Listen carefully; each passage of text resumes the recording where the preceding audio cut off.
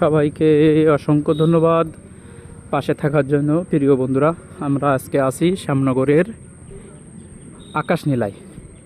আমরা কলাগাছি গিয়েছিলাম, ওখান থেকে ঘোরার পথে অবশ্যই আপনারা যে যেখান থেকে আসবেন, কলাগাছি ঘোরার পরে অবশ্যই আকাশ নীলায় আসবেন। আকাশ নীলাটা আসলে একটা পার্ক, রিসোর্ট পার্কে আপনি বিকাল টাইমে ঢুকলে মনটা ভালো হওয়ার মতন। এখানে একটা ওয়াচ টাওয়ার আছে, দেখেন কত বড়। আপনারা এখানে ওয়াচ টাওয়ারে উঠে সুন্দরবন উপভোগ করতে পারবেন। খুবই একটা সুন্দর পরিবেশ, মনোরম দৃশ্য। এবার এখান থেকে আপনি সুন্দরবন দেখতে পাবেন নিরিবিলি এবং বনের আদলে তৈরি করা হয়েছে এই রিসোর্টটি।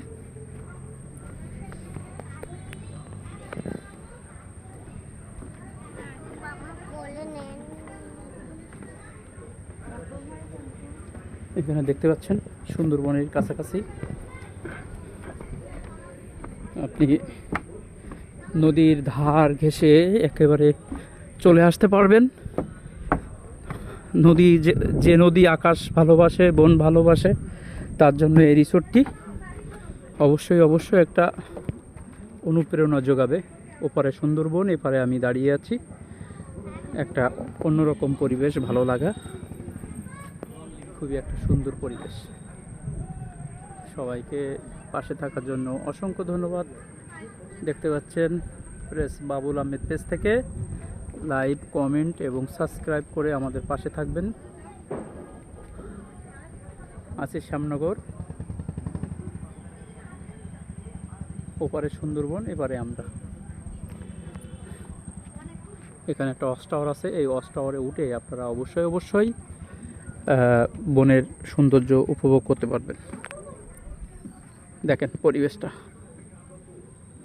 অসাধারণ ভিউ, অসাধারণ পরিবেশ। দেখেন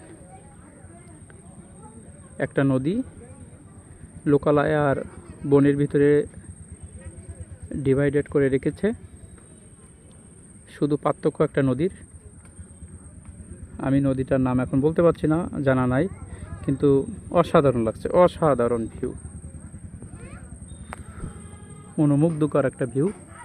ওয়াচ টাওয়ার দেখেন, ওয়াচ টাওয়ার অনেক বড় একটা ওয়াচ টাওয়ার, 1 2 3 4 5 6 ছয়তলা। ওয়াচ টাওয়ারটা 6তলা। ওখানে আমাদের SK হাসান সাহেব আছেন, আশাশুনি প্রেস ক্লাবের সেক্রেটারি সাহেব, এবং আমার অর্ধাঙ্গিনী এবং সন্তানেরাও এসেছে, তারা ওয়াচ টাওয়ারে উঠেছে, আমি উঠলাম না। আমি এখানকার পরিবেশটা উপভোগ করছি। আপনারা আমাদের সঙ্গে থাকুন, আপনাদের দেখানোর মতন অনেক কিছু আছে। বাবা উঠেছিলে? ভালো লেগেছে? হ্যাঁ, অনেক ভালো।